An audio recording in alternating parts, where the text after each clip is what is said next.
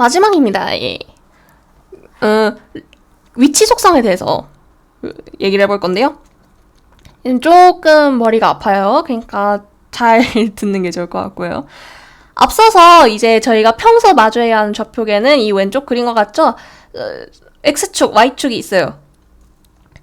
예, X축이 이렇게 오른쪽으로 뻗어나가고 Y축이 위로 뻗어나가게 돼 있죠. 뭐 3차원을 쓴다면은 뭐 이런 식으로 Z축이 추가하게 되겠지만 저희가 평소 쓰는 좌표 평면은 이거죠. 예. 웹페이지에서의 좌표 평면은 살짝 다릅니다. X축이 위에 있고요. Y축이 아래로 뻗게 됩니다.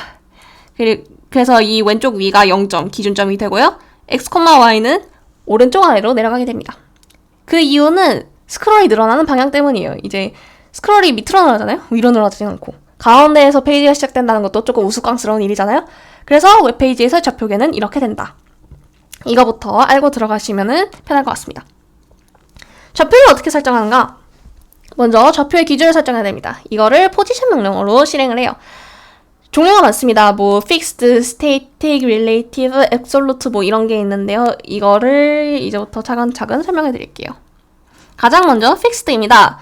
포지션이 픽스드인 요소들은요, 스크롤에 영향을 받지 않습니다. 예, 왼쪽 그림에서 사진이 있죠? 예, 마우스로 스크롤을 밑으로 당겼습니다. 하지만 사진의 위치는 변하지 않았죠? 네, 스크롤을 내려도 이 요소가 그 자리에 고정이 되어 있습니다. 이거가 이제 포지션이 픽스드 되어 있다. 예를 들자면요, 저희가 유튜브 화면을 볼 때 영상 목록을 밑으로 내리지만 위에 검색창은 같이 내려가지 않잖아요? 아니, 사라지지는 않잖아요? 위에 딱 붙어 있잖아요? 이런 것들을 이제 포지션이 픽스드로 붙어 있는 요소들이라고 합니다. 예, 스크롤을 굴려도 그 위치가 변하지 않죠. 예, 두 번째로 스테이틱 포지션은요, 기본값입니다. 네, 넘어갈게요. 포지션 릴레이티브. 릴레이티브는요, 저희가 가장 많이 쓰게 될 거지만은 기본 흐름에 따르지만 좌표 조정이 가능한 그런 포지션입니다. 예, 원래 배치가 왼쪽과 같다면요, 오른쪽 그림처럼 이제 이 사진을 저희가 이 방향으로 옮길 수 있다. 그렇게 옮기기 위해서 지정해주는 포지션이다. 릴레이티브랑 비슷하게 앱솔루트라는 포지션이 있는데요. 앱솔루트도 문서란다. 요소의 위치를 옮길 수 있지만 이거의 차이점은 앱솔루트는 문서의 흐름에서 벗어나서 절대적 위치를 가진다는 소리입니다. 이 릴레이티브처럼 유사하게 요소를 옮길 수 있지만요. 예를 들어서 요소가 3개라고 해봅시다. 그러면은 릴레이티브를 원래 여기 있을 때 여기로 옮겼다면은 3번이 똑같이 그 밑으로 내려간 걸 볼 수가 있어요. 근데 만약 앱솔루트로 옮겼다면은 2번은 그대로 옮겼지만 3번은 1번 밑에 붙어버립니다. 문서의 흐름에서 벗어난다는 게요. 여기 설명이 있네요. 그럼 그 이전에 다른 설명을 한번 해드릴게요. 예를 들어서 이제 div 태그 안에 p 태그를 생각해 볼게요. div 태그 이렇게 너비를 정해놨고요. 이 안에 p 태그로 글이라는 게 있습니다. 이제 p 태그가 릴레이티브라면요, 기준점이 부모인 div 태그에 맞춰집니다. 그래서 부모 태그 안에 이 p 태그가 들어가게 되고요. 만약 p 태그가 앱솔루트라면요, 이 기준점이 절대적인 창의 원점으로 맞춰집니다. 그래서 p 태그가 벗어나서 이 창의 왼쪽 위 모서리에 꽂히게 돼요. 릴레이티브는 말 그대로 다른 태그와 연동이 되는 거고요. 앱솔루트가 되면은 다른 태그들은 내 알바가 아니다라는 상태가 되는 겁니다. 예. 문서 흐름이 뭐냐를 다시 한번 설명해 드리자면요. 릴레이티브로 2번 사진을 여기 있을 때 여기로 옮겼다고 할게요. 3번은 2번 밑에 원래 있었잖아요. 근데 이 문서 흐름에 남아있다면요, 3은 이 2라는 사진을 인식할 수가 있습니다. 인식할 수가 있어요. 이 밑에 붙어있는데 2가 밑으로 갔잖아요, 또. 그럼 이제 얘는 똑같이 밑으로 붙어서 움직이게 돼요. 이게 릴레이티브입니다. 근데 만약에 2가 앱솔루트가 되면요, 그럼 문서 흐름에서 벗어났기 때문에 더 이상 3은 2를 인식할 수가 없습니다. 2가 안 보여요. 그래서 이제 뭐 밑에 붙긴 붙어야 되는데 2는 없으니까 1 밑에 붙는 겁니다. 이게 릴레이티브와 앱솔루트의 가장 결정적인 차이예요. 문서 흐름을 줄서기라고 생각해보면요, 릴레이티브는 이제 제대로 줄에 들어갑니다만 앱솔루트는 줄을 같이 걷긴 걸어요. 근데 줄 밖에 좀 나와 있어요. 당연히 이제 뒤에 뭐 새로 줄을 설 요소가 온다면요, 릴레이티브의 경우에는 제대로 줄 서겠지만은 앱솔루트는 줄 밖에 있는 놈 뒤에 설 리가 없으니까 제대로 선 놈 뒤에 가는 거예요. 그래서 앱솔루트의 요소를 다른 요소들을 인식하지 못하고 무시했다.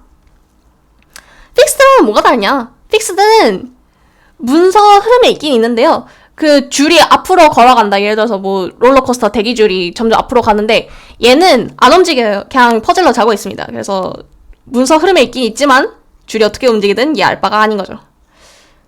반면 앱솔루트는 줄 옆에서 걷고 있긴 한데 줄이랑 같이 걷기는 하는 거예요. 스크롤에 따라가죠. 스크롤에 따라간다는 게 중요해요.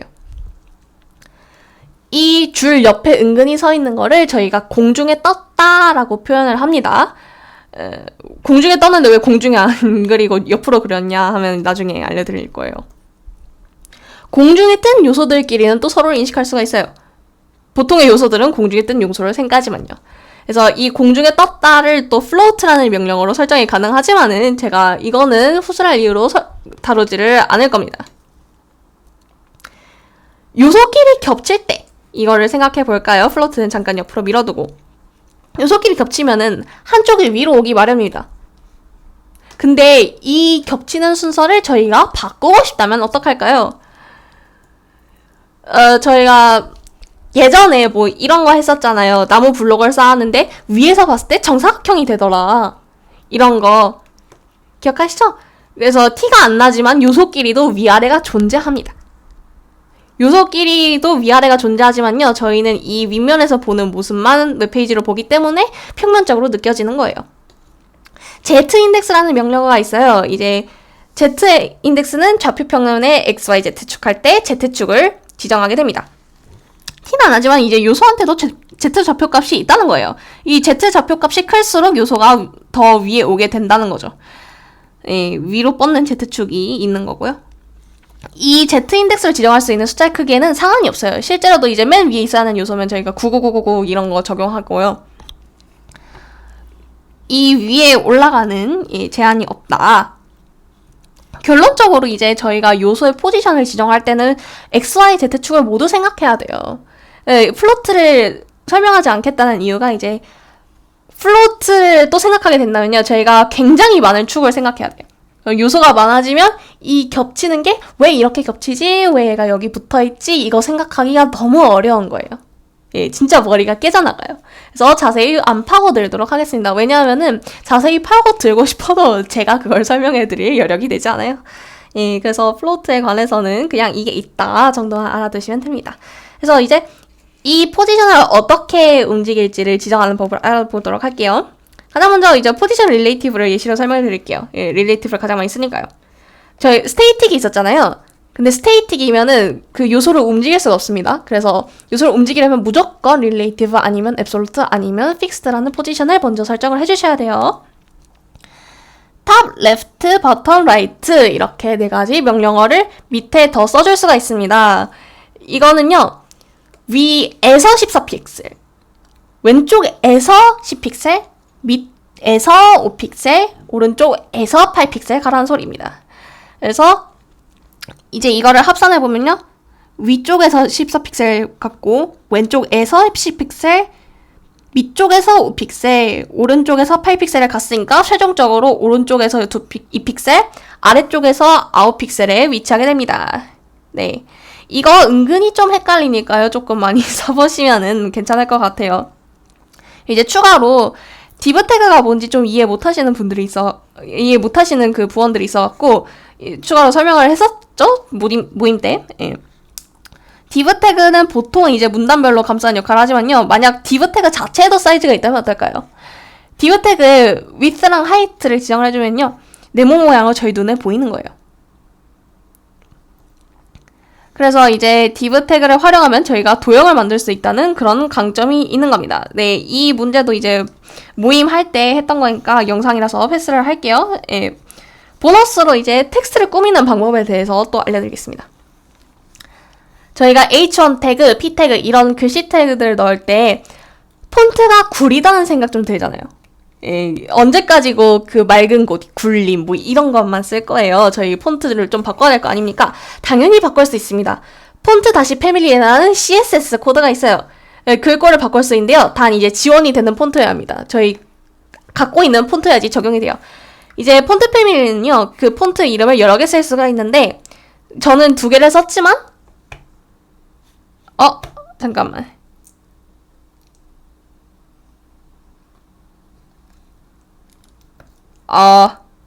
예.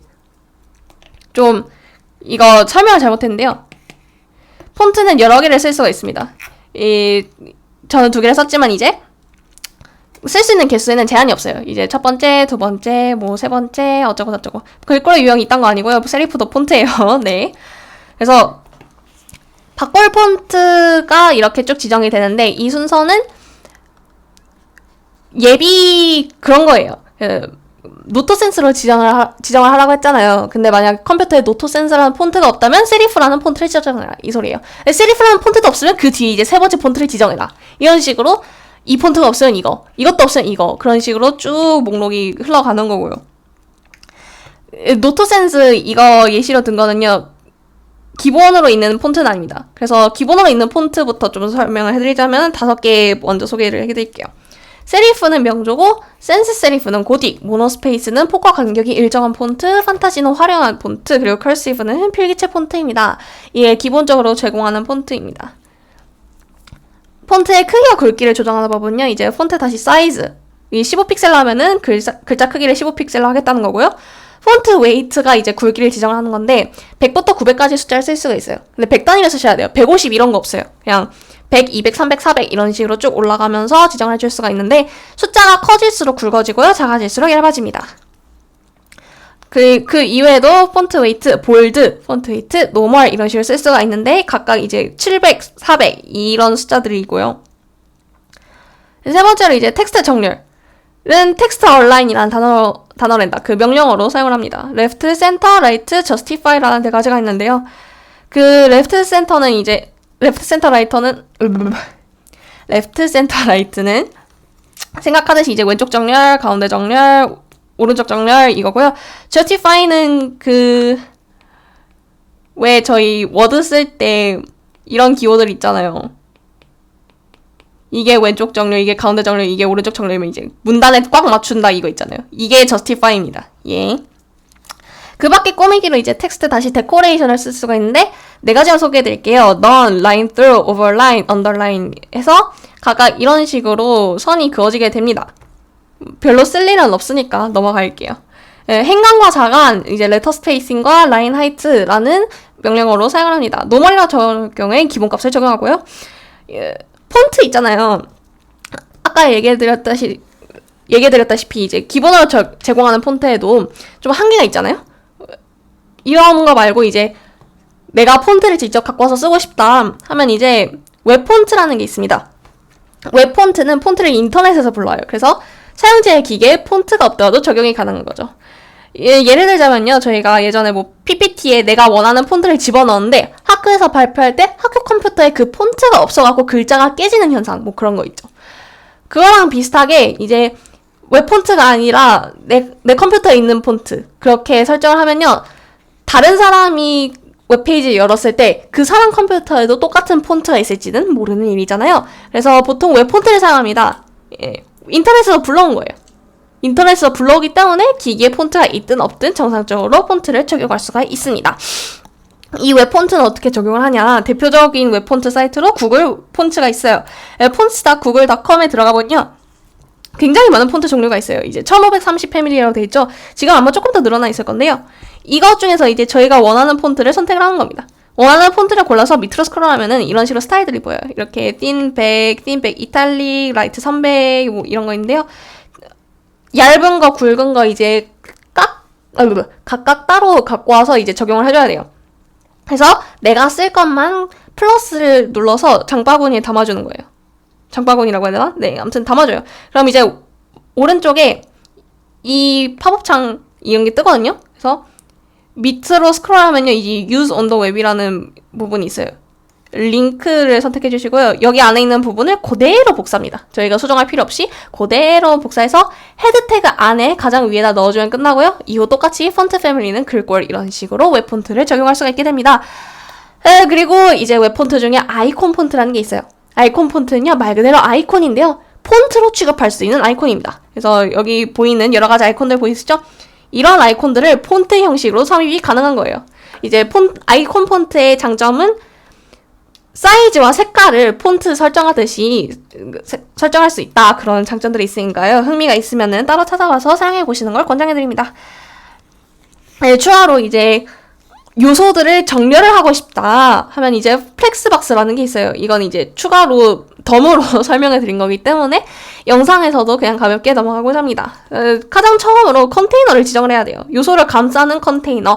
이거를 div 태그로 하는데요. 이제 클래스를 컨테이너로 지정을 해줍니다. 속성의 이름은 자유긴 해요. 컨테이너로 안 하고 뭐 고양이 박스 뭐 이딴 걸로 해도 잘 되지만요. 헷갈리기 쉽잖아요. 그래서 보통은 이제 컨테이너라는 이름으로 지정을 해줍니다. 그럼 컨테이너 안에 요소들이 들어가 있을 거 아니에요. 요소들 말고 이제 컨테이너 자체에다가 스타일을 적용을 해주게 됩니다.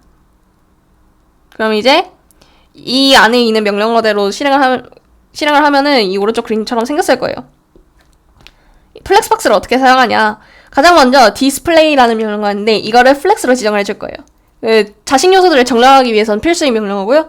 그 다음으로는 이제 flex direction, 정렬 방향을 지정을 합니다. row reverse, column reverse 있는데 각각 정렬 방향은 제가 옆에다가 화살표로 표시를 해드렸고요. 아니, 정렬을 합니다. justify content라는 그 명령어를 써요. 세 가지 종류를 소개해드릴 건데 처음으로 이제 flex start, 이건 주축의 시작, flex end는 주축의 끝, 센터는 중앙. 이 정렬하는 기준이에요. 플렉스 스타트는 이제 주축의 시작이니까요. 제가 만약에 주축을 가로라고 뒀으면요. 기둥을 이제 요쪽으로 정렬을 하겠죠. 플렉스 엔드는 그 반대 이렇게 지정을 할 거고요. 센터는 가운데에다가 이렇게 몰아넣게 되겠죠. 그 밖에도 이제 스페이스 비트윈, 스페이스 어라운드, 스페이스 이븐이라고 이제 서로 간격을 띄워서 정렬하는 방법이 있는데 각각 이제 미묘하게 간격을 띄우는 방식의 차이가 있는 게 보이시죠? 그래서 이 스페이스 어쩌고 저쩌고도 상황에 따라서 잘 기호에 맞춰서 사용을 하시면 됩니다.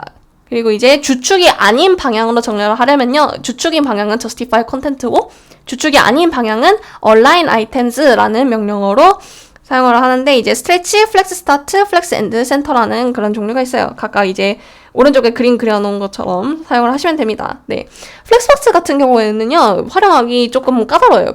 연습도 많이 해야 되고 그래서 진짜 짤막하게 소개만 해드린 거니까요. 굳이 연습 안 하셔도 될 것 같습니다.